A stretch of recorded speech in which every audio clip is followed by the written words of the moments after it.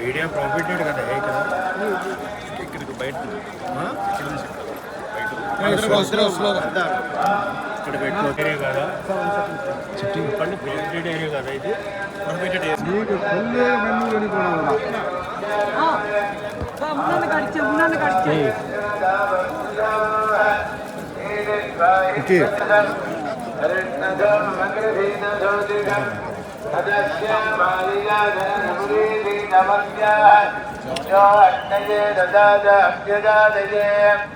अवश्यं ऋषिनं रिवं तेनमन्ते सुराज्यं सवित्तवनिमायिनत्तपदा रक्षसोदः प्रमग्निष्ठाय गायिनताम्ने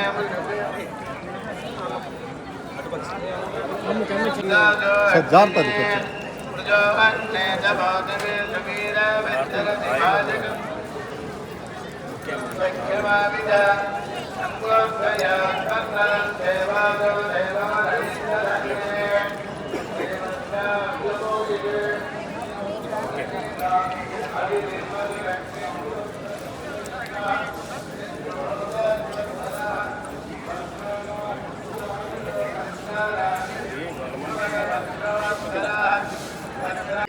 ఓకే, అందరికీ నమస్కారం.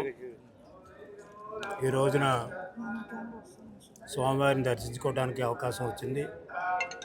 స్వామివారిని దర్శించుకుని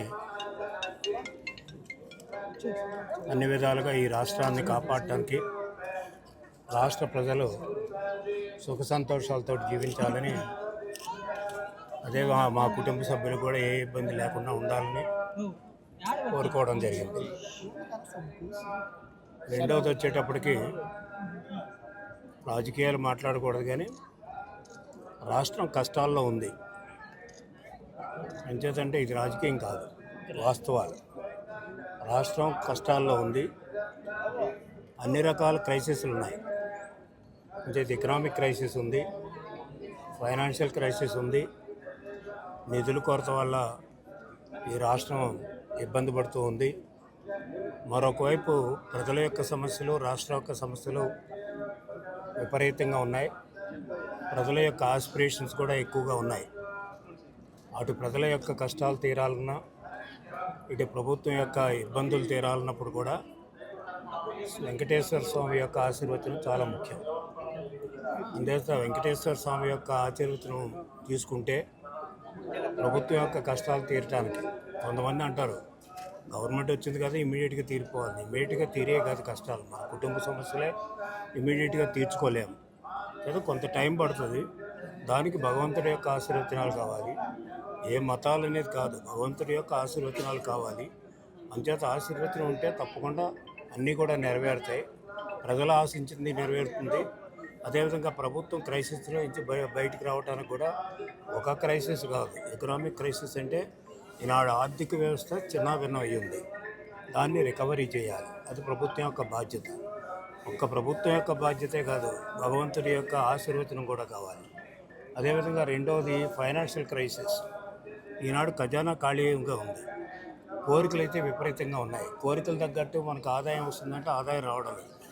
అందుకనే ఫైనాన్షియల్ క్రైసిస్ అంటే డెఫిసిట్స్ విపరీతంగా ఉన్నాయి. ఈనాడు ఫిస్కల్ డెఫిసిట్ తీసుకున్నా, రెవెన్యూ డెఫిసిట్ తీసుకున్నా, అయితే ప్రైమరీ డెఫిసిట్ తీసుకున్నా, ఇవన్నీ కూడా విపరీతంగా పెరిగాయి. దానికి తోడు చూస్తే అప్పులు కూడా విపరీతంగా పెరిగాయి. ఎవరి టైంలో పెరిగాయి, ఏం పెరిగాయి అని నేను చెప్పడం లేదు. ఈ రోజుకి అప్పులు విపరీతంగా పెరుగున్నాయి గత కొన్ని సంవత్సరాల నుంచి. అంటే ఈ అప్పులు కూడా తీర్చాలి ఒకవైపు. అదేవిధంగా ఆదాయం కూడా పెంచుకోవాలంటే ఇప్పటికే ఆదాయం అంత మన ట్యాక్సేషన్ కూడా టాప్ లెవెల్కి వెళ్ళిపోయింది. దాదాపు చూస్తే మన ట్యాక్స్ బయాన్సీ రేట్ 9% ఉంది. ఇంకా ట్యాక్స్లు వేసి ప్రజలను ఇబ్బంది పెట్టేటువంటి పరిస్థితి లేదు. అది ఉన్నటువంటిది స్ట్రీమ్లైన్ చేసుకుని ఆదాయాన్ని పెంచుకోవాల్సినటువంటి అవసరం ఉంది. అదేవిధంగా దోబరా ఖర్చుల్ని తగ్గించుకోవాల్సినటువంటి అవసరం ఉంది. ఇది ప్రభుత్వం చేయవలసినటువంటి బాధ్యత. అంచేత ప్రభుత్వానికి ఇవి చేసుకోవాలి. భగవంతుడి యొక్క ఆశీర్వాదం ఉండాలని మనస్ఫూర్తిగా కోరుకుంటున్నా. రెండవది వచ్చేటప్పటికి ఈనాడు దేవస్థానం నేను వచ్చి దాదాపు ఇంతకుముందు 5-6 సంవత్సరాలు అయ్యి ఉంటుంది. బహుశా ఎలక్షన్ ముందు ఇప్పుడు 5 సంవత్సరాల క్రితం వచ్చా. అప్పటికి ఇప్పటికీ కూడా కొంత మార్పు కనిపిస్తుంది.